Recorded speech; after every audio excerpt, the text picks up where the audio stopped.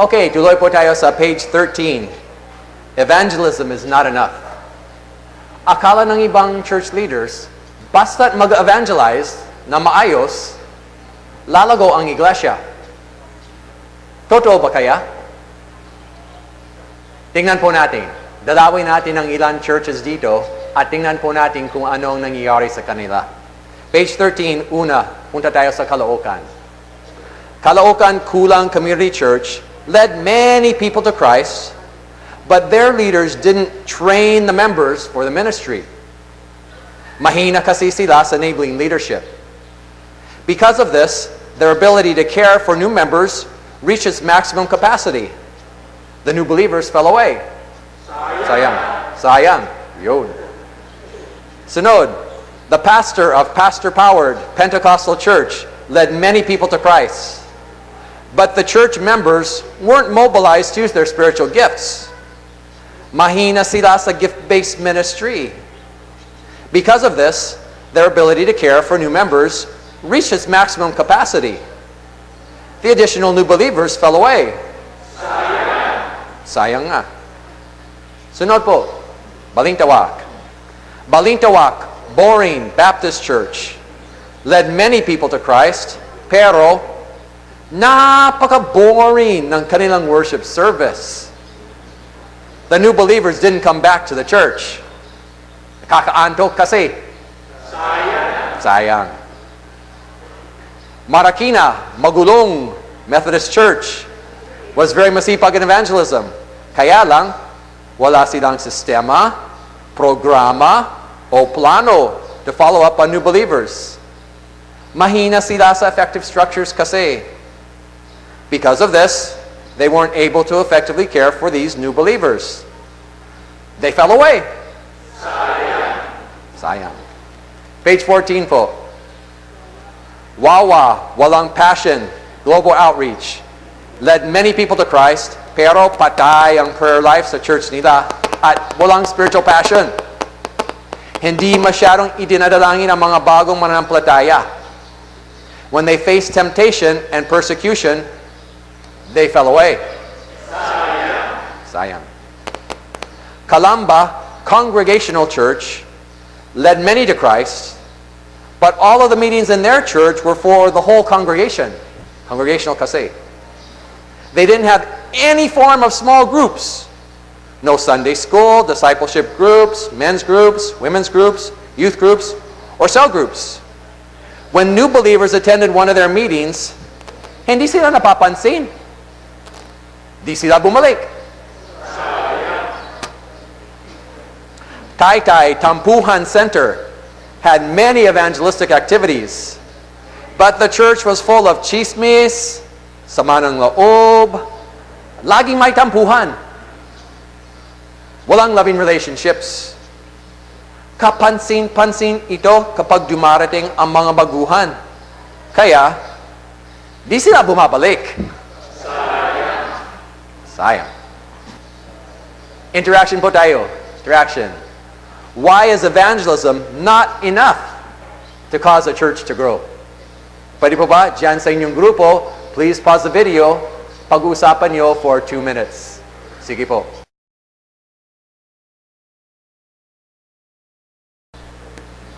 Okay, tuloy po tayo sa page 15. Declining and growing churches compared. Ang ginawa sa research na ginawa ng NCD, pinag-aralan ng 500 churches na lumalago, tapos 500 churches na hindi lumalago. Ang ginawa para makita ano yung kalusugan ng churches na lumalago at hindi lumalago, kinuha itong 500 churches na lumalago, tapos tiningnan ano yung score nila in the 8 qualities. Ang nakita sa mga declining churches muna, yung mga declining churches, ang scores nila ay purong below 50 in every quality. Diba, in enabling leadership, score nila 45. Gift-based ministry, 48. Purong mababa. No exception. So in all qualities, the declining churches had lower quality. Tapos, amongst the growing churches, yung 500, In-average din ang lahat ng score nila in the 8 qualities. Ang nakita ay in every quality, above average. In enabling leadership, 54. Gift-based ministry, 57, etc. No exception. The growing churches had better quality. Isipin natin, batay dito sa ganitong finding, ano ang alam na natin tungkol sa kaugnayan ng church health to church growth? What does this tell us? Ito po ang ating interaction. What does this tell us about the relationship of church health to church growth? Please pause the video, pag-usapan for 3 minutes. Sige po.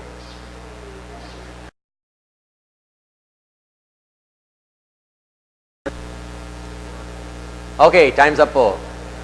Okay, what does this tell us about the relationship of church health to church growth? Well, kung tingnan natin yung diagram sa kanan, if the church has quality, the churches have quality, they grow. Pinatunayan. Parang alam natin yan noon pa. Pero ngayon, pinatunayan through massive worldwide research. Kung may quality, it will grow in quantity. Ngayon, mayroong mga churches, sinasabi nila, maganda yung quality ng aming church. Ganda yung quality. Hindi naman lumalago, pero may quality. Hindi eh. Hindi ganun eh. Kung talagang merong quality talaga, it will grow in quantity. It will. Pinatunayan na.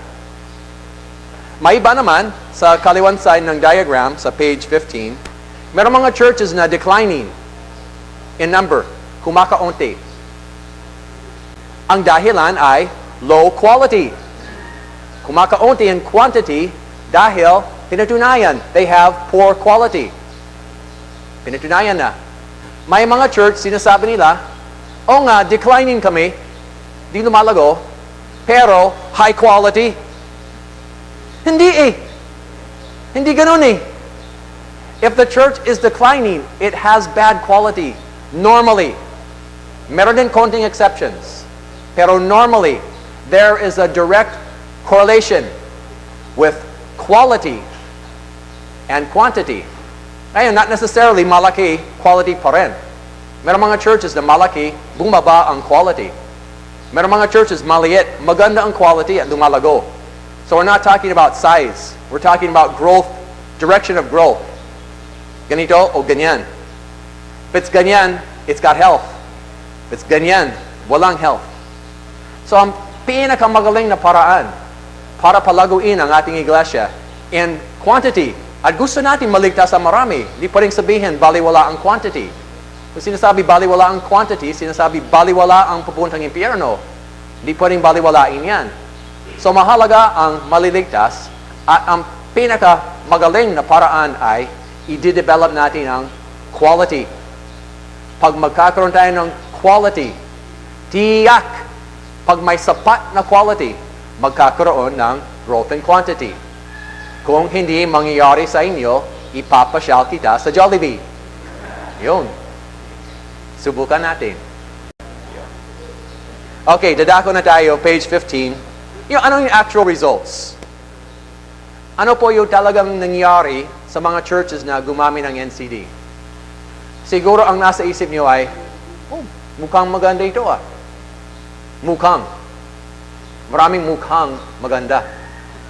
Pero ano talaga? Ito po ang talagang nangyari. Talaga na. Number 1, there are over 50,000 churches that have now used NCD. 50,000. Ano po ang nangyari sa 50,000 churches na ito? Hindi lang Pilipinas, ito ay worldwide. Pati Pilipinas. Ito po ang nangyari. Number 2, they experienced a 51% increase in growth on the average. 51% increase in growth. Ito po ay lahat ng 50,000 pinagsama-sama in average, lahat ng 50,000. 50,000 na ito ay tumaas ang growth nila by 51% pa. Sa akin, this is very impressive dahil hindi ito isolated success story. Madaling hanapin yan. Sa ibang tool, ibang model, pwedeng sabihin, oy, tingnan nyo ang church na ito. Dati 100, ngayon 500. Tingnan nyo ang church na ito. Dati 50, ngayon 3,000. Meron din. Salamat. Meron mga success stories na ganoon. Meron din iba na hindi ganoon ang nangyari. So ito ay hindi isolated success story na ilan. Ito po ay average lahat ng 50,000 na gumamit ng NCD. Yung seryoso, hindi seryoso. Yung gumawa talaga, yung nagpabaya. Yung nakatapos, yung nakatigil. In average, 51%. Tapos, page 16 po. Ito po ay 51% additional growth rate. Hindi ibig sabihin ang 50,000 churches na ito ay lumago sila by 51%. Hindi.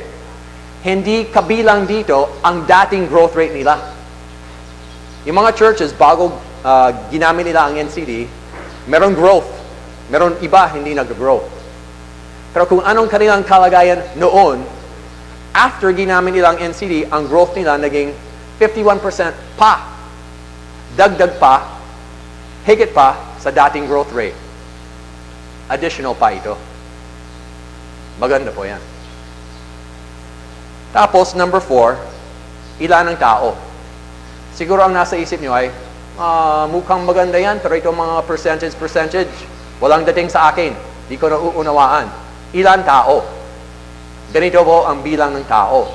Sa 50,000 churches na ito, nadagdagan nila ang 1.6 million na bagong miyembro. 1.6 million ang bago na nakarating sa church nila. Hindi kasama dito sa dating growth rate. Kung anong growth rate nila noon, hindi binilang dito.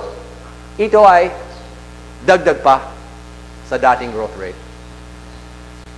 Tapos, number 5, ito po ay church members. Hindi lang decisions. Hindi lang nagtaas ang kamay sa crusade. Hindi lang nag-forward at nag-fill up ng form. Ito po ay tumanggap at nakarating sa church at nagtuloy-tuloy bilang miyembro ng church. Ito ay karagdagan church membership. 1.6 million. Ilan ang tumanggap ng Panginoon? Millions pa. Hindi kabilang. We're not that interested. Ilan ang nagtaas ng kamay at hindi nagpatuloy. Dahil ang Great Commission ay, humayo kayo, gawing alagad. Yung alagad ay magpapatuloy. Tuloy-tuloy. Yan ang goal natin. Yung mga tuloy-tuloy. Yan ang binibilang. Yan ang 1.6 million. Tapos, dito po sa Pilipinas, number 6, lalo pa, ito po yung statistics worldwide. Wala pang ginawang statistics sa Pilipinas. Pero yung informal observation ko from working with many churches, kapag nakita ko ang kanilang growth rate after ginamit lang NCD, hindi lang 51% ang additional, higit pa. May mga 80, 90, 100, more than 100% increase in growth rate. Di lahat, pero karamihan. Karamihan. Bakit? Kasi mas malago ang church sa Pilipinas kaysa sa buong mundo. Kaya hindi lang 51% ang increase ang maaasahan natin. Higit pa. Ano po ang resulta? Ito po. Nagbunga talaga. Basta't palalakasin yung quality, kusang magkakaroon ng quantity. Okay, may interaction na tayo dito sa bottom of page 16. What excites you about the possibility of using NCD in your church? Please pause the video. Pag-usapan nyo for 2 minutes. Sige po.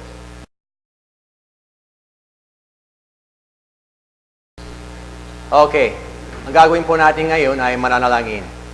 Marami tayong pinag-aralan, maraming katotohanan na nakita natin. Manalangin na po tayo na gagamitin ito ng Panginoon sa ating church para magbunga, para lumago in quality and quantity. Pwede po ba dyan sa inyong grupo, bawat group mananalangin? Bahala kayo sa method, pwedeng sabay-sabay, pwedeng isa manguna, o kung anong gusto nyo.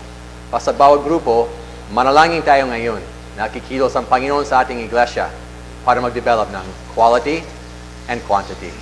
Sige po, please pause the video para manalangin.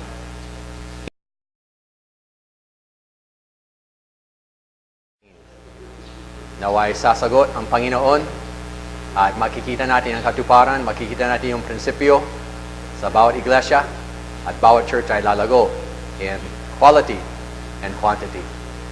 Pwede po ba tumayong lahat? Tapos, humarap sa kanan. Tapos, yung nasa kanan, masahe.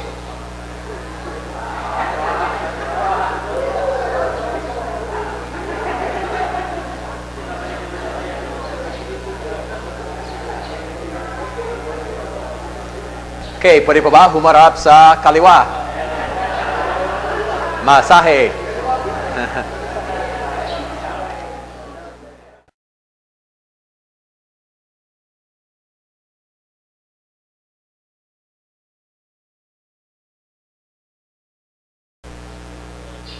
Okay, tuloy po tayo sa page 17. Principles and models. Ibahin natin ang topic ngayon. Merong mga churches na uunawaan ang kaibahan ng principles and models. So pwedeng palaguin ang iglesia sa pamamagitan ng pagsasagawa ng mga prinsipyo. Pwede din sumunod sa mga models. Kung nauunawaan natin ang kaibahan ng principles and models, makakatulong sa atin ang malaki. So una, principles. Dito po sa page 17, principles. Ang ginawa ng NCD, pinag-aralan nila ang 1,000 churches muna. Hinanap ano ang ginagawa nila para palaguin yung iglesia. At nakita nila ang iba't ibang ginagawa, yung mga malugong iglesia. Yung mga ginagawa, nakita nila na pwedeng igrupo. Ito ang mga activities ay parang ganito. Yung mga ginagawa nito ay parang maggrupo na ganito. At naggrupo sa mga prinsipyo. Yung prinsipyo ay yung 8 katangian. So yung enabling leadership, maraming paraan para maisagawa, specific na ways. Yung passion and spirituality, maraming paraan na ginawa sa mga churches na pinag-aralan. So mga prinsipyo ay mga general na bagay. Parang broad, malawak, generic, maraming paraan para maisagawa. So yun po ang prinsipyo. Meron din naman model. Sa models, pag-aaralan ng isang church, karaniwan isang church na lumalago, at kung ano ang ginagawa sa church na yan, yun din ang gagawin. Gagayahin. Yan ang pagsunod sa models. So isang paraan ay, pag-aralan ng maraming iglesia, tignan natin ano mga in common na bagay, ano yung mga prinsipyo na totoo sa malagong iglesia, at isasagawa sa ating iglesia sa paraan na bagay sa ating kalagayan. That's implementing principles. Yung ibang approach naman ay pag-aaralan ng isang church na malago, kung ano ang ginagawa nila, yun din ang gagawin natin. Gayahin. Yun po ang models approach. Ngayon, para maging mas malinaw, meron tayong mga examples dito. Page 17. Konting examples lang. Maraming pwedeng maging examples. So yung first example on page 17, the principle na titingnan natin ay passionate spirituality. So bawat church kailangan passionate spirituality. Yun po ang prinsipyo. General. Maraming paraan para maisagawa. Paano isasagawa? Well, maraming models. Ayon sa isang model, dito sa page 17, yung principle is passionate spirituality. Yung model, isang model ay the G12 model uses an Encountering God retreat. This is one way to strengthen spiritual passion. So kung familiar kayo sa EGR, yan ang isang paraan para tuparin yung prinsipyo ng spiritual passion. Isang paraan yan. Isang magaling na paraan. Meron din ibang magaling na paraan din.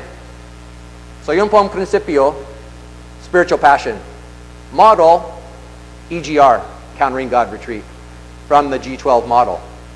Another example, bottom of page 17 is effective structures. So ang prinsipyo, ang kailangan sa bawat church, meron strukturang mabibisa. Ano yung structure na yan? Maraming posible. Hindi lang isa. The principle is you need some type of structure that works effectively. Ano yung model? Halimbawa, purpose-driven. The purpose-driven church model uses this structure. Worship, discipleship, fellowship, service, and evangelism. Yan ang struktura ng purpose-driven, yung 5 purposes. Yan ang isang magaling na structure. Pwede yan. Pwede rin iba. Maraming posible. So, kung susunod tayo sa prinsipyo, hindi tayo nakatali sa anumang model. Pero pwede din. Pwedeng pag-aralan ng model at kung ano maganda sa model, pwedeng isagawa. Pero sa model approach, kung mahigpit, talagang lahat na ginagawa sa model, yun din ang gagayahin. Anong ginagawa nila? Eksakto. Yun din ang gagawin natin. Yun. So yun po ang kaibahan ng prinsipyo at mga models. Yun ang mga ibang sample. And tingnan po natin sa page 18 para maging lalo malinaw ano yung kaibahan ng models and principles. Number 1, page 18, models have proven to be effective in some situations. No model is effective in all situations. So meron mga models sa kanilang pinanggalingan, effective talaga. Tiyak, kaya naging sikat. Pero walang model, wala po na effective in every situation. There's too many variables. Iba-iba ang kalagayan. Wala po. Effective ba sa inyo? Mari hindi. Yun po ang model. But principles, on the right-hand column, principles have proven to be effective in all situations. No exception. Yun po ang definition of a principle. It's effective kahit saan. Kahit kailan. Kahit sino ka man. Yun. Effective dyan. Parang narinig na natin yan. Effective kahit saan. Yun. Okay, number 2 po. Models might be helpful. Mari. But principles are essential. Kailangan. No choice. Kung pababayaan ang prinsipyo, lugi ka. They are essential. No choice. Unless gusto mong mahinang iglesia, yan ang choice. Yan ang ibang option. Yun. Tapos number 3, on models, you could follow a model or not follow a model and still have a healthy church. Pwede. Pwede rin hindi.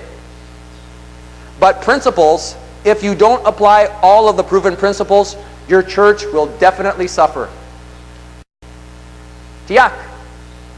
Hindi makakaligtaan ang isa sa 8 essential principles ayon sa ating research at ayon sa ating observation. Kailangan bawat isa. Number 4 po, yung models have proven to produce growth in some situations. Totoo, kaya naging sikat. Principles, when principles are developed sufficiently, growth is guaranteed in all situations. Mangangako ako minsan pa, kung i-develop yung qualities at hindi lalago ang inyong iglesia, ipapasyal kita sa Jollibee. It's guaranteed. Guaranteed. Basta i-develop talaga. Ngayon, hindi pwedeng sabihin, ay, nag-NCD na ako eh. Umattend ako sa seminar. Hindi lang yan. Kailangan i-develop yung qualities talaga. Yan ang trabaho. Pero pwede mangyari. Okay, number 5. Models are usually learned from mega churches with mega pastors. Super pastors talaga. Salamat sa Panginoon sa mga mega pastors. Sana marami pa.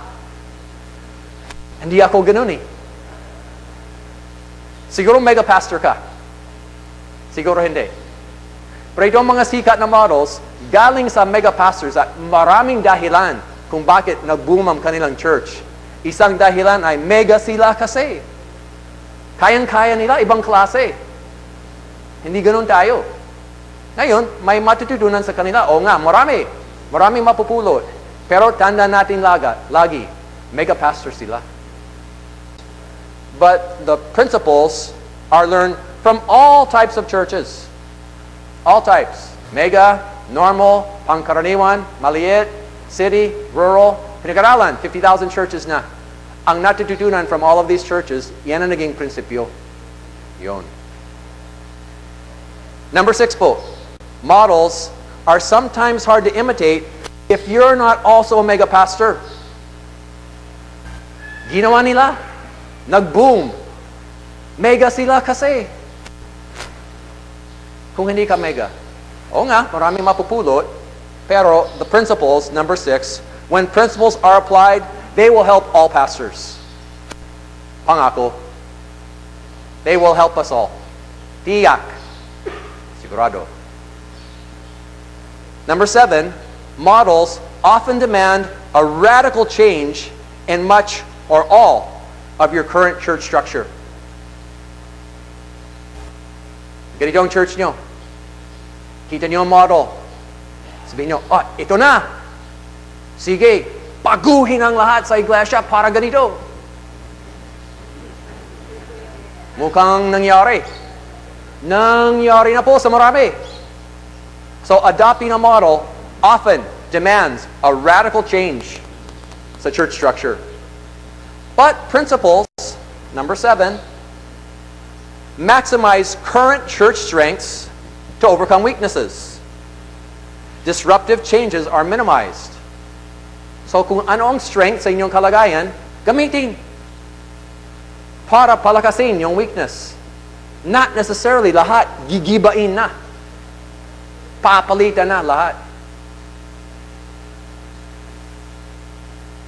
Number 8 po. Models, baka hindi bagay, lalo kung galing sa ibang bansa. Kasi, bagay doon eh. These models were especially developed para doon. Bagay na bagay, para doon. Hindi tayo doon eh. Dito tayo. Bagay ba dito? Kuminsan may bahagi.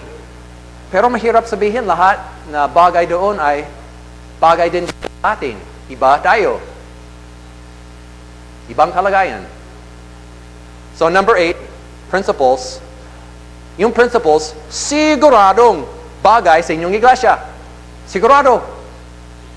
Sigurado. Bagay. Oo. Number 9, tungkol sa models, baka mabibigla at magre-react ang mga miyembro sa bagong model. Nangyari po ba? Nako. May mga miyembro sabi na, Pastor, last year, eto na. This year, ito na naman. Anong susunod pa? Palit ng palit yung buong sistema.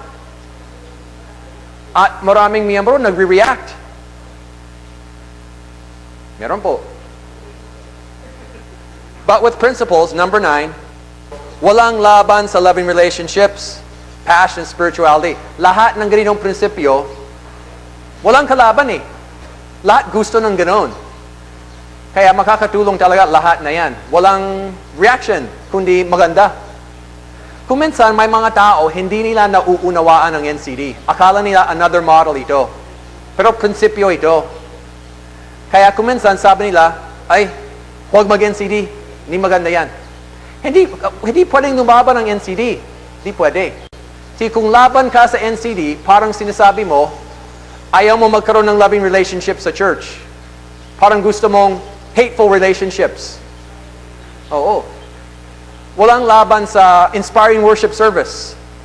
Kung laban dito, parang ang gusto mo ay boring worship service. So, walang laban dito.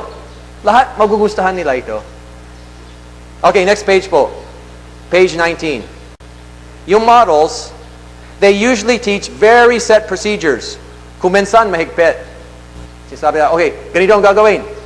Ganito. Tapos ganito. Tapos ito ang gagamitin. Tapos huwag ganito. Bawal ito. Kailangan ganyan. Mahigpit. Kung minsan, di lagi, pero kung minsan mahigpit. Pero sa prinsipyo, number 11, kanya-kanyang diskarte. Paano isasagawa yung prinsipyo? It's up to you. Kung alin ang pinakabagay sa inyong iglesia. Walang magsasabi, kailangan ganito, ganyan. Hindi. Maraming paraan. Meron din maraming tools na pwedeng gamitin o pwedeng hindi gagamitin. Ang mahalaga ay tuparin yung prinsipyo. Yan ang kailangan. Then last, models, number 12. Models is gaya-gayahin. Anong ginagawa nila? Gagayahin natin. But with principles, number 11, principles guide you to determine what is best in your particular situation. This releases your church's uniqueness and your God-given creativity. Bawat church ay unique. Meron unique potential sa loob ng inyong iglesia na hindi pa naranasan.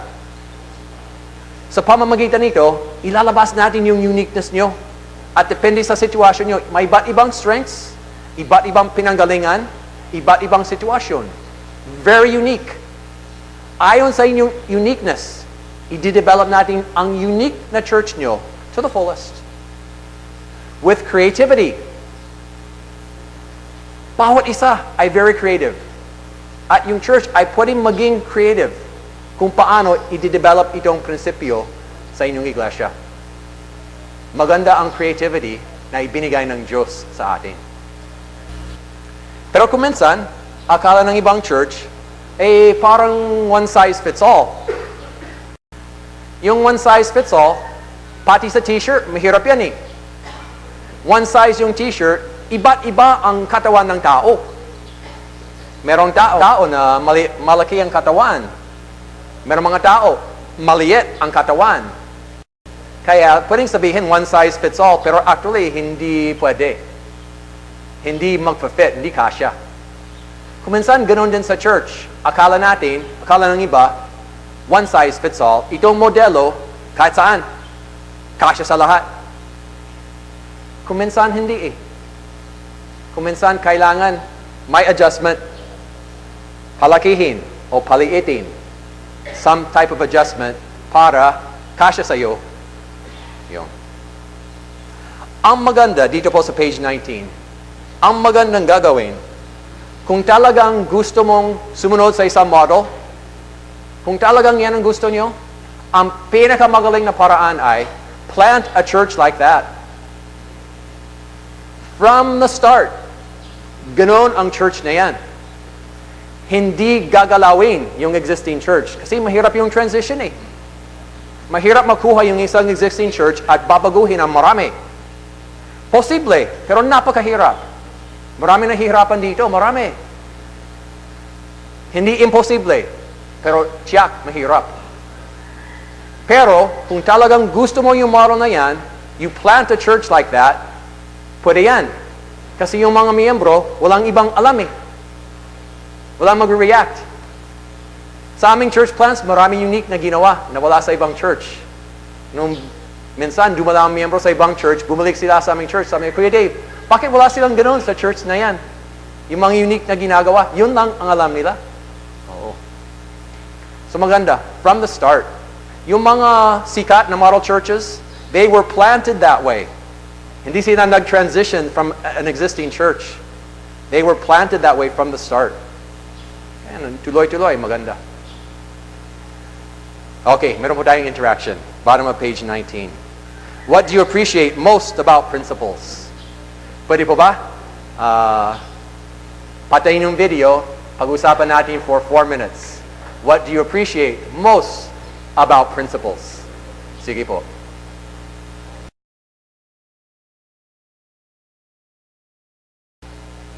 Okay, sige po. Tuloy po tayo sa page 20. Masama ba ang models? Masama ba? Hindi naman. Lahat ng ating mga prinsipyo ay galing sa models. Walang ibang pinanggalingan. Lahat. So, models, kailangan. Kung gusto niyong sumunod sa model, konting gabay. Dito po sa page 20. Number 1, adjust kapag hindi bagay ang model sa inyo. Adjustment na lang. Adjust. Tapos number 2, learn from other models din. Maraming magaganda models. Bakit matututo sa isa lang? Matuto na mabuti sa isa. Lahat na mapupulot. Tapos, meron din naman iba. So, maganda ang models. Tapos, dito sa ating notes, NCD provides us with the essential principles. So, hindi model ang NCD. It's not another model. Dito makukuha natin yung essential na prinsipyo na kailangan sa bawat iglesia. Sabi po dito sa page 20, by studying one model, we can probably learn one principle, maybe more.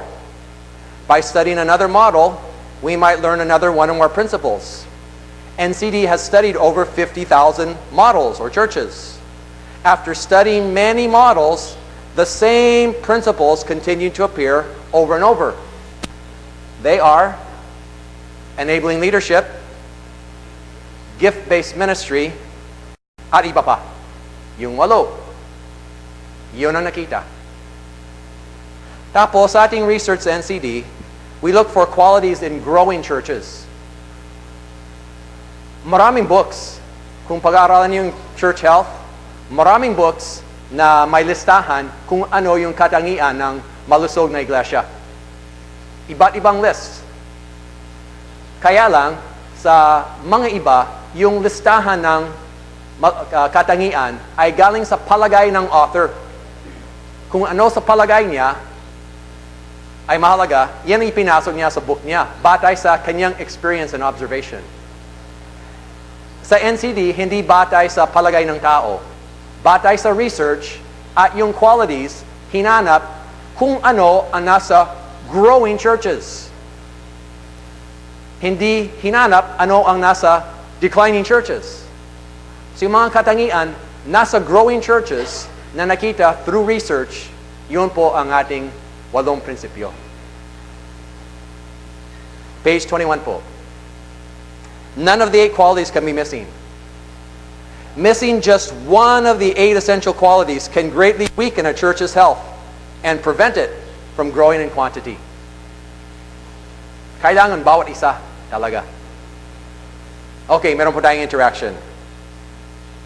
Sabi po dito, do you think it is valuable to understand the difference between models and principles? Why or why not? So please pause the video para pag-usapan ito for 3 minutes. Sige po.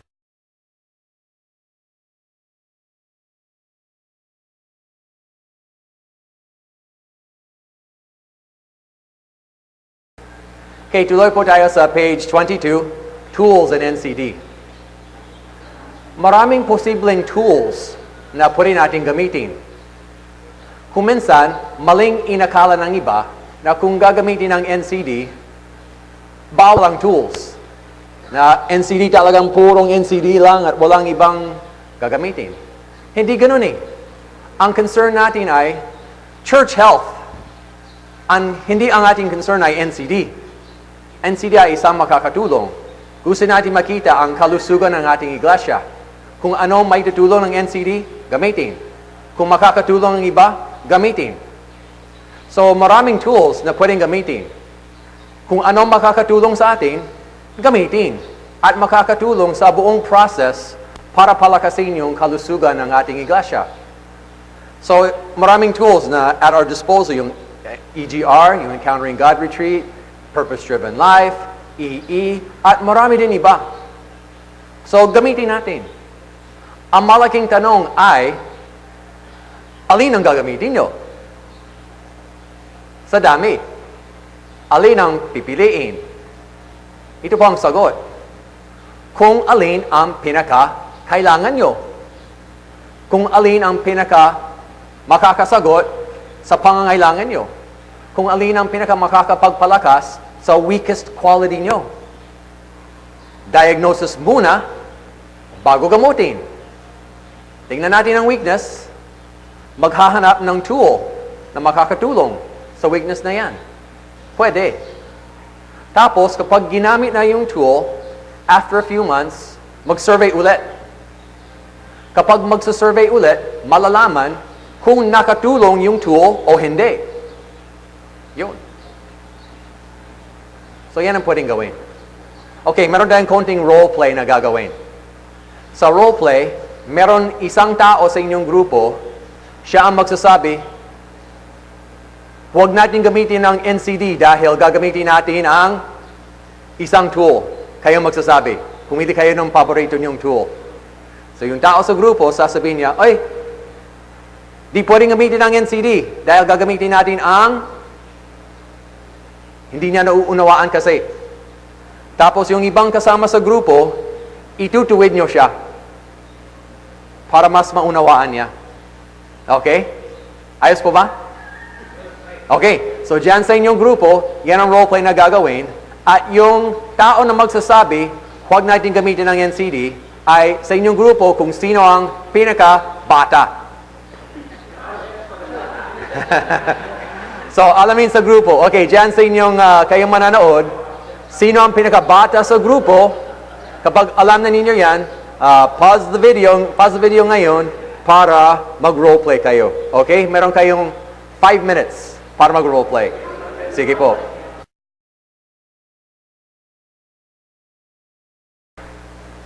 Okay, salamat po. Itinuwid na ang mga bata. Mas nauunawaan na nila. Ngayon, meron tayong interaction. Dito po sa page 21, how has this teaching on principles and models deepened your understanding of church health?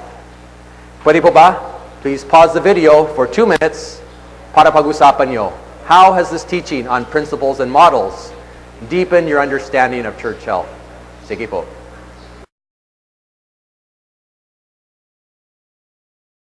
Gagawin po natin ngayon ay mananalangin tayo.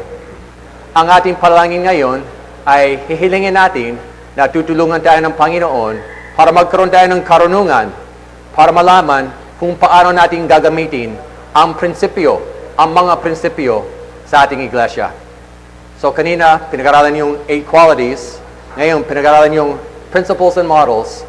Naway magkakaroon tayo ng karunungan para maisagawa ang prinsipyo sa ating iglesia. Pwede po ba sa inyong grupo, yan ang ipapanalangin. So pwedeng isama muna, sabay-sabay, bala kayo sa prayer method. Okay, so please pause the video para manalangin.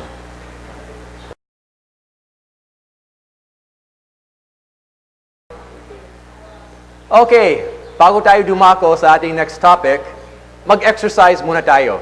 Pwede po ba? Tumayo tayong lahat. At ituturo ko ang spiritual exercise sa inyo. Kung anong gagawin ko, sumunod kayo sa akin. Una, sumigaw tayo, Jesus is Lord. Jesus is Lord. Tapos, para mag-praise, itataas sa ating kamay at sasabihin natin, I praise you, Lord. I praise you, Lord. Tapos, ang karamihan sa atin, ang ating mas malakas na braso ay dito sa kanan. So, mag-bend tayo dito sa kanan at sasabihin natin, I'll serve you, Lord. I'll serve you, Lord. Ang ating puso ay nandito sa kaliwa. Doon tayo umiibig. Simbolo ng ating pag-ibig. So, pag-bend tayo sa bandang kaliwa at sasabihin natin, I'll love you, Lord. I love you, Lord. Tapos, I'll worship you, Lord. I'll worship you, Lord. Last, I'll die for you, Lord. I'll die for you, Lord. Okay, very good. Marunong na? Ngayon, tuloy-tuloy na. Gagawin ko, sumunod kayo sa akin. Huwag sabay, sumunod. Ready? Jesus is Lord. Jesus is Lord. I praise you, Lord. I praise you, Lord. I'll serve you, Lord. I'll serve you, Lord. I'll love you, Lord. I love you, Lord. I'll worship you, Lord. I worship you, Lord. I'll die for you, Lord.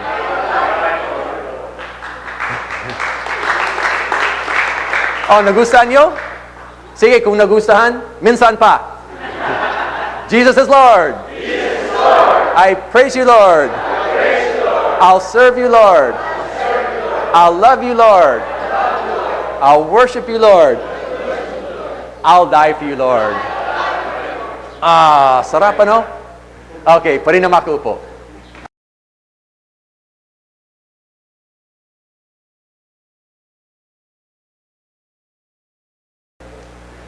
Siguro, ang nasa isip nyo ay, oh, mukhang maganda yata itong NCD. Makakatulong yata sa iglesia. Ngunit, paano gagawin? So nakita natin ang mga prinsipyo, mga qualities, pero paano isasagawa talaga sa iglesia? Ayan ang pag-uusapan natin ngayon, kung paano pwede mag-implement sa iglesia niyo. Para mag-implement, may dalawang options. Yung first option ay, in a network, magsasagawa ang inyong church. Yung ibang option ay solo, ang church niyo lang ang gagawa. Tingnan natin ang unang option. Option number 1, network. Yung network ay isang grupo ng mga churches na magsasagawa ng NCD sabay-sabay sa kanilang iglesia.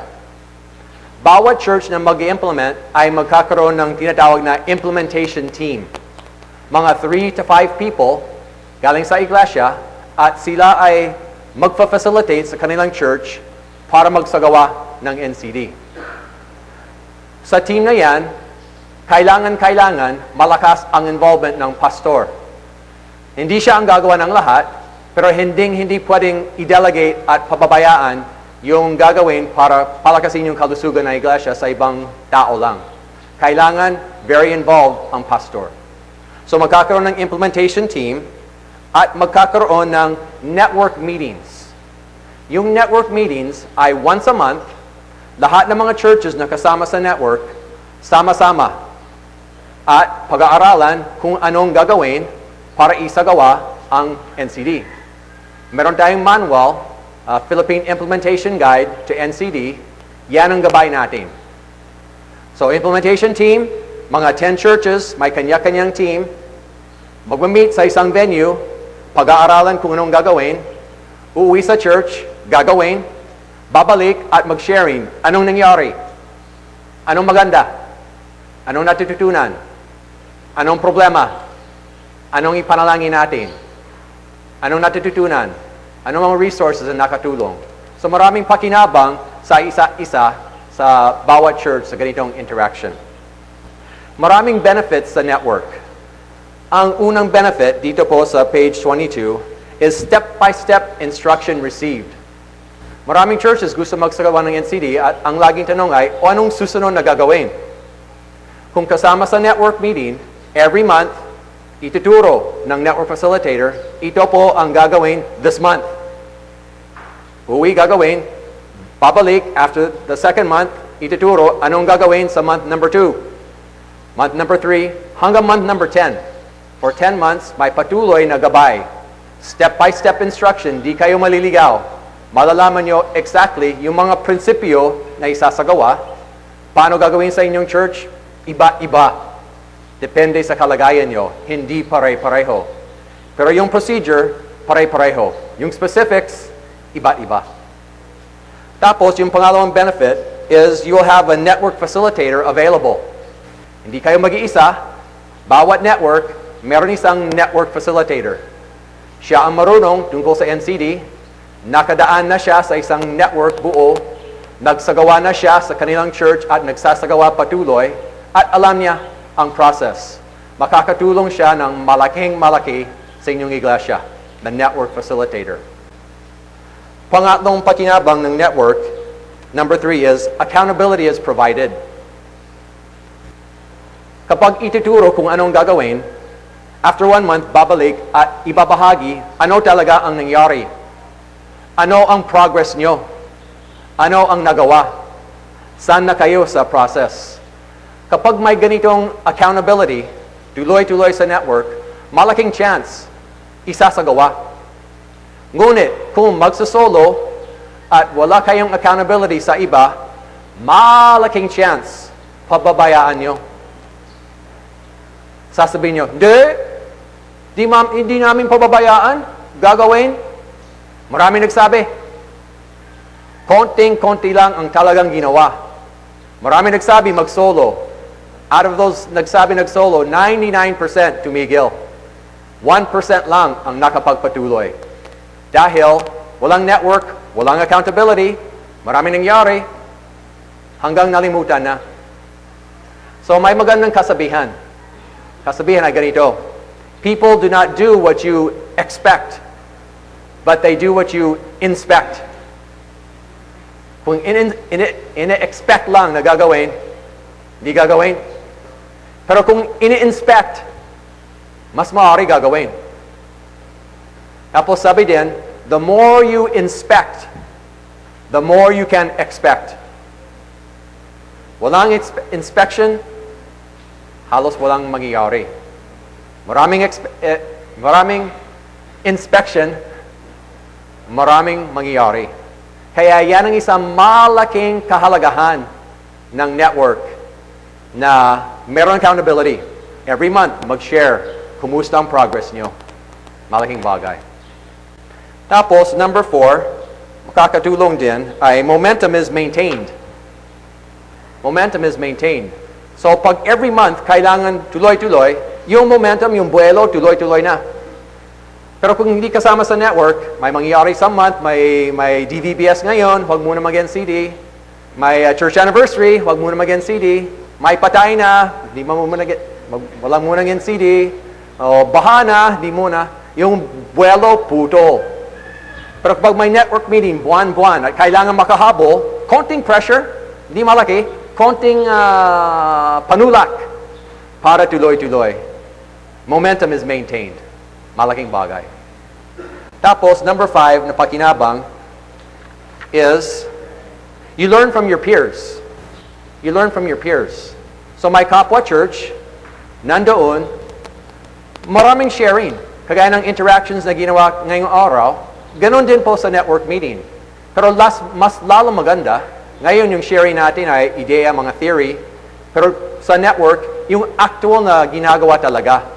Yung actual na natututunan. At marami kayong natututunan sa kapwa church. Ako, marami akong natututunan sa mga delegates. Halos lahat ng aking natututunan ay galing sa mga delegates kagaya nyo. So, marami akong natututunan through the network. And number 6 is encouragement is enjoyed. Isang ginagawa sa bawat network meeting ay magtatanong, okay, sino may magandang balita? At every meeting, meron at least isa na may magandang balita. Kuminsan sa una, kung 10 churches, yung 9, walang magandang balita. Pero kung may isa na may magandang balita, malaking encouragement sa iba. Habang tumatagal, mas maraming magandang balita. So it's very encouraging para makita magandang development sa ibang iglesia. Yan ang encouragement para tuloy din kayo. Another benefit, number 7, is masaya. Masaya sa network. Kung magsasolo, kayo lang, mag-iisa, malungkot. Pero pag sama-sama, marami tayo, maraming interaction, maraming sharing, mas masaya sa network. And then the 8th benefit, page 23 pa rin, is progress is much more likely. Progress is much more likely. Mahalaga ang network dahil may patuloy na check-in, unti-unti ang turo, patuloy na follow-up, at malaking chance isasagawa. Sa maraming seminars, marami sa atin ay umattend sa maraming seminars. Napakaganda ng seminar. Umattend, sabi natin, ang ganda ng seminar. Uuwi, itago yung notes, maaalik-abuka ng notes, at walang gagawin kahit konti. Nangyari ba sa inyo? Meaning nyo, ako, nangyari sa akin. Maraming beses. Maraming beses. Kaya, ayoko na, ganun sistema. Nagsawa ako sa seminar ng seminar. Ayoko na. Hindi nakakatulong. Ang gagawin, konting turo, isasagawa, follow-up, tiyakin, may implementation talaga. Kaya kung seryoso kayo na talagang gusto nyo itong isagawa, makakatulong ang network sa inyo. Oo. Progress is much more likely kung kasama sa network. Sa mga ibang seminars, halos walang isinasagawa. Di lagi, pero karaniwan. Ganon. Okay, meron po tayong interaction. Which of the benefits of being in a network do you appreciate most? Okay, please pause the video. Pag-usapan nyo for 2 minutes. Ano yung mga pakinabang ng network na pinaka-ina-appreciate nyo? Sige po.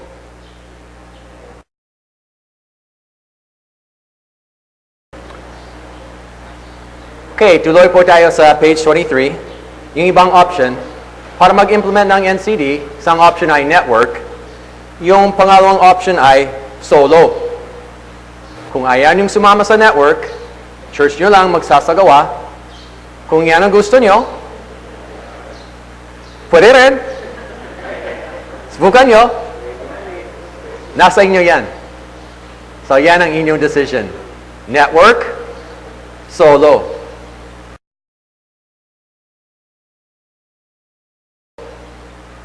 Ngayon, marami nang pinag-aralan sa ating short orientation sa NCD. Ngayon, dumating na tayo sa ating oras ng decision. Anong gagawin talaga? So, meron tayong action planning dito, yung action plan for your church. How will you implement NCD in your church? Meron tatlong options dito. Option number 1, if there is a network, we will join. Mamaya-maya, pag-uusapan natin kung paano tayo magkakaroon ng network dito. So, assumption, magkakaroon. So, yung first option, kung may network, kayo mag-join. Option number 2, we will do solo implementation. Pwede rin. Option number 3, we will not implement NCD at this time. Saka na lang. Pwede rin. Nasa inyo yan. Yun po ang ating mga options. Okay? So ngayon, sipin, i-decision.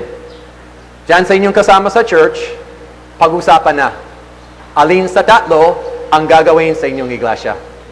So please pause the video. Pag-usapan natin ito for 3 minutes. Sige po.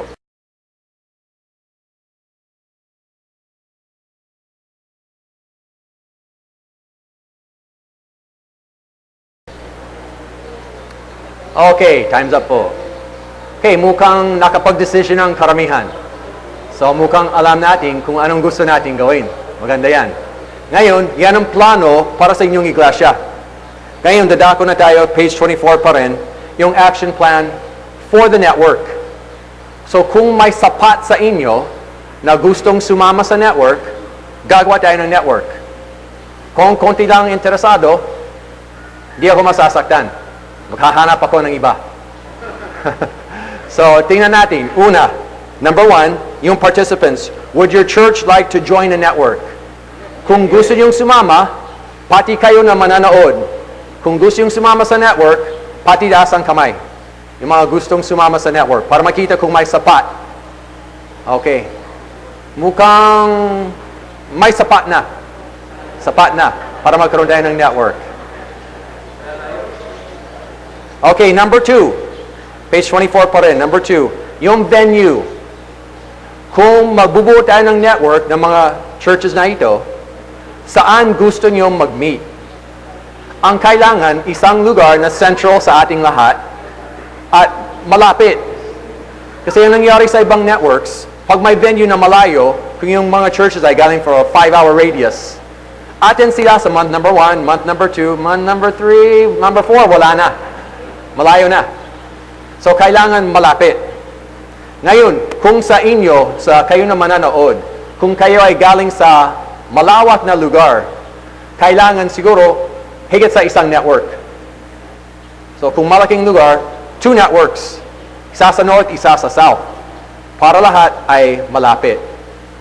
Okay? So, dyan sa inyo, please pause the video at pag-uusapan nyo saan gusto nyo magkaroon ng network. Maaari isa, yung lahat, malapit, o maaari dalawa, o mahigit. So please pause the video, pag-usapan nyo ngayon.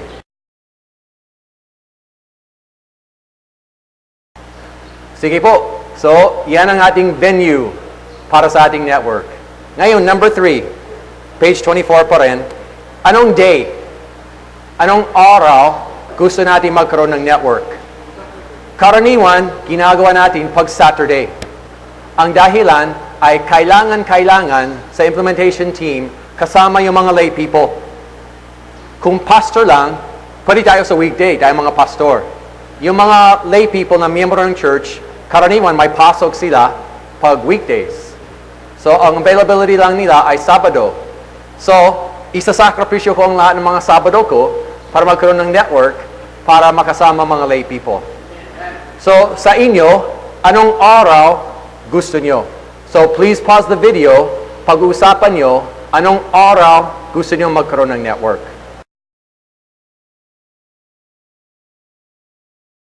Okay, so ang karamihan gusto nila sa Sabado. Okay, tuloy sa number 4.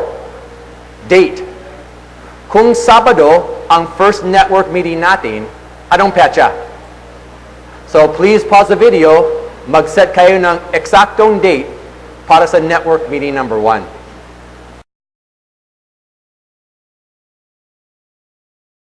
Okay, so set na yung date, page 25 po.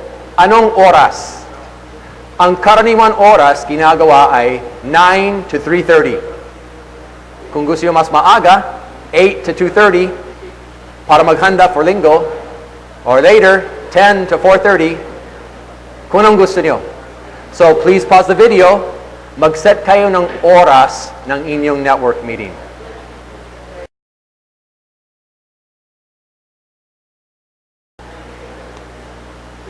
Okay, tapos number 6, your network facilitator. Sino kaya ang magiging facilitator sa inyong network? Meron pong tatlong options.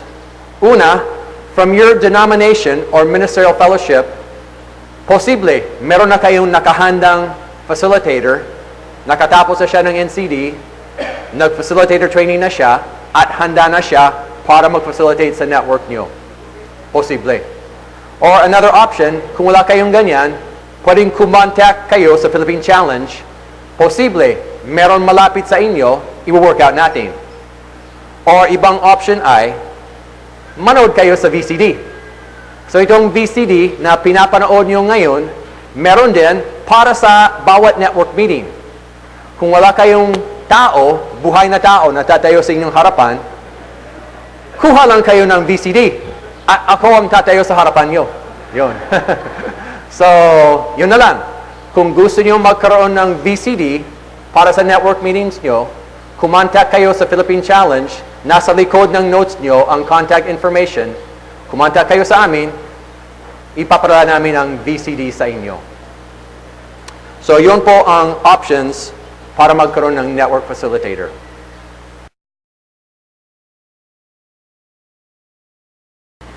Okay, so yun po ang ating mga options sa network facilitator. Tapos, number 7, pwede ba makahabol? Kung meron kayong mga kilalang churches na wala dito ngayon, sa inyong denomination or ministerial fellowship, pwede ba silang humabol sa network? Pwede. No problem at all. Kasi sa network meeting number 1, magsisimula sa una pa lang. So kahit walang malay tungkol sa NCD, pwede na magsimula sila. Di kailangan may anumang background. Start from the beginning. So sa ating first network meeting, yung pinag-aralan ngayon, meron din i-review. So lalong malalaman nyo, lalong mauunawaan. Hindi lahat, pero meron din review. Meron din bago na pag-aaralan sa meeting number 1 na hindi pinag-aralan ngayon. So lahat na nandito ngayon, lahat na nanood sa short orientation, welcome kayo sa network. At anumang ibang churches na hindi nakapanood sa short orientation, pwede din sumama sila sa network meeting number 1 sang-ayon sa detalye na pinag-usapan niyo kanina. Okay, tapos, ang pinakamalaking tanong, number 8, magkano kaya? Magkano ito? Una, meron pong enrollment fee para maki-join sa network. Ang enrollment fee ay bahala kayo. Kayong magsaset. Hindi kami makikialam. Merong mga networks, ang charge nila ay mga 500 for 10 meetings, 5 delegates for the whole 10 meetings. Pati ang manual. Kung mahal yan, pwede niyong ibaba. Kung mababa yan, pwede niyong itaas. So, ang guideline is, kung magkano ang gastos nyo para itakbo yung network, hati yan sa mga churches, yan ang babayaran nila. Tapos tuloy-tuloy ang network. Hindi kami makikialam. Wala kaming perang kukunin dyan. Inyong network, inyong pera, inyong decision. Yun. Tapos, yung pangalawang gastos ay yung church analysis fee. Diyan kami makikialam talaga.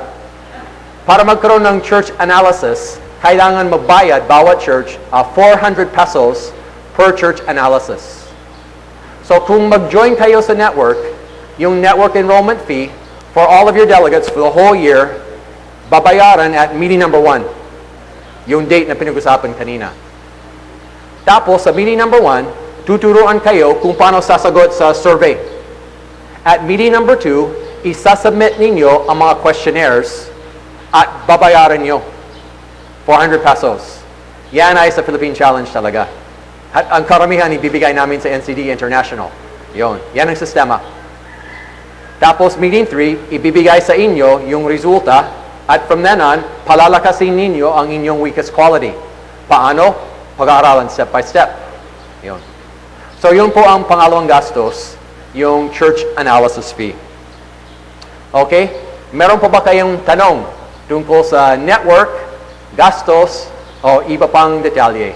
So please pause the video para pag-usapan nyo ang anumang tanong.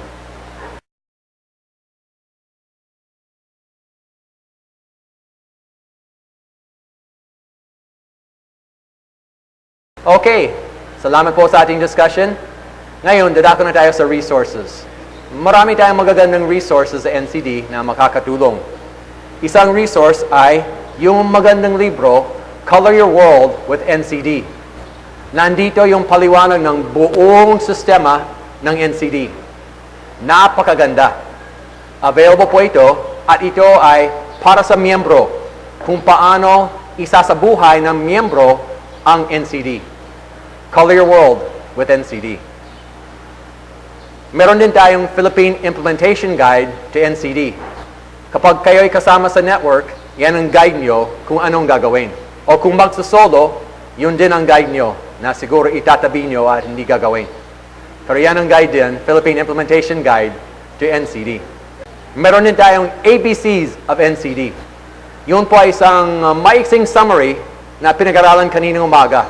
Yung 8 qualities, barrel, church profile. Maganda yan, 20 pesos lang, ABCs of NCD. Tapos, meron din tayo, Abacada. Yan ang ABCs na tinagalog. Yung resources for church health, yun po ay mga tools, gabay, ideya, suggestions, kung paano palalakasin ang bawat isa sa 8 qualities. So, may 8 chapters, 1 chapter tungkol sa bawat quality, at nandyan ang maraming suggestions at tools para palakasin kung ano ang weakest quality nyo. Meron din tayong NCD e-news. Kung meron kayong email address, laging naglalabas kami ng balita, yung mga bagong resources by email, yung mga announcements tungkol sa mga trainings, lahat ng mga balita tungkol sa NCD, libre ito, inilalabas namin. Kung gusto nyo itong tanggapin, meron sign-up sheet dyan sa likod. Sign up dyan yung name and email address. Ipapadala namin sa inyo ang NCD e-news paminsan-minsan. Tapos, yung ibang resource ay yung website. Diyan sa ating website ay maraming resources. Yung book, Resources for Church Health, nandyan sa website. Pwedeng i-download nyo libre. Yung book, Philippine Implementation Guide to NCD, it's on the website. Pwedeng i-download libre. Itong PowerPoint na ginagamit ngayon, on the website. Questionnaires, comics, facilitator training, lahat ay nandyan sa website.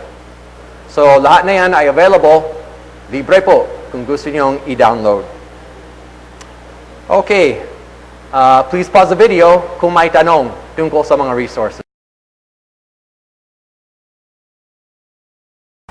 Bago tayo maghihiwalay, gusto ko pong ibahagi ang isang magandang talata kung pwedeng buksan sa Efeso 1, talatang 22 hanggang 23, dalawang talata. Meron isang napakagandang sinasabi dito tungkol sa kapuspusan ni Kristo. Maraming beses binasa ko itong talata, hundreds of times, at hindi ko napansin hanggang sa kasalukuyan kung ano ang sinasabi dito tungkol sa fullness of Christ. So babasahin po natin itong talata, dalawang talata, at pansinin natin ano ang sinasabi dito tungkol sa kapuspusan ni Kristo o yung fullness of Christ. Sabi po dito sa talatang 22, ipinailalim ng Diyos sa kapangyarihan ni Kristo ang lahat ng bagay at siyang ginawang ulo ng iglesia. Ito ang katawan ni Kristo, ang kapuspusan niya na pumupuspos sa lahat-lahat. Napansin po ba ninyo diyan kung anong sinasabi tungkol sa kapuspusan ni Kristo? Mahirap pansinin sa una. Tingnan natin ng mas mabuti, dahan-dahan, tingnan natin ulit, hanapin natin anong sinasabi dito tungkol sa kapuspusan ni Kristo.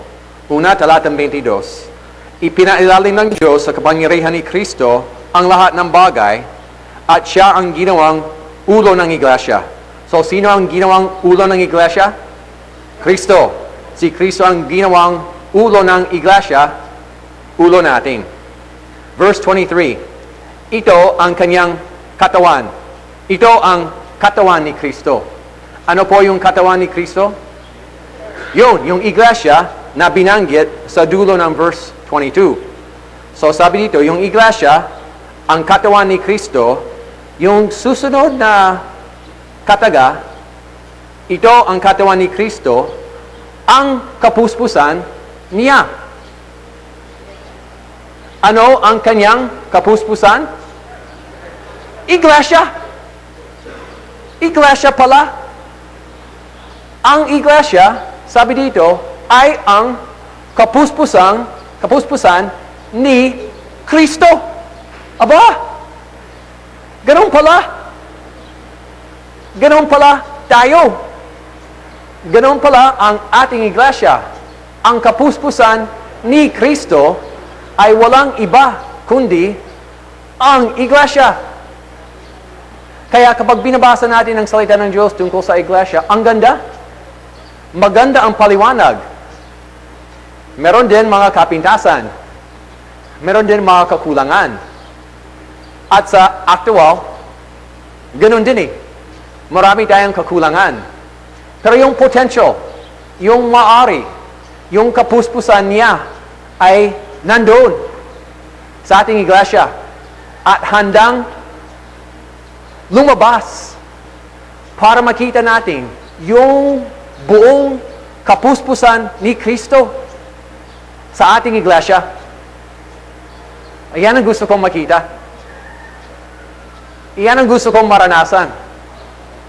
Iyan ang hinahanap ko. Yung church na talagang very loving yung relationships. Na malakas na spiritual passion. Inspiring ang worship, bawat worship service. Yung small groups talagang tumutugon sa pangangailangan ng mga miyembro. At lahat ng pinag-aralan natin. Yun po ang pinakamalaking pangarap ko, palagay ko. Iyan ang pangarap mo din. Para dito, ibibigay ko ang ating buhay. Walang iba. Makikita yung kapuspusan ni Kristo sa kanyang iglesia. Kapag makikita natin yung kabuuan ni Kristo sa ating iglesia, pag ganap na ang ating iglesia, lahat ng mga iba, mangyayari na. At church in every barangay, magkakaroon. Impact sa komunidad, mangyayari din. Mga Filipino missionary, papadala, marami na. Basta ganap ang iglesia. Tingin ko po, walang ibang mas mahalagang gagawin kundi ito. Gawin po natin. Pagandahin natin ang katawan ni Kristo, kanyang iglesia, hanggang makikita natin ang kanyang kapuspusan. Sama po ba kayo? Yun. Sama po. Sama-sama. Gawin po natin. Salamat po sa inyong lahat. Magandang hapon po. Nag-enjoy ko na aking fellowship. Pagpalain kayo ng Panginoon. Magandang hapon po sa inyong lahat.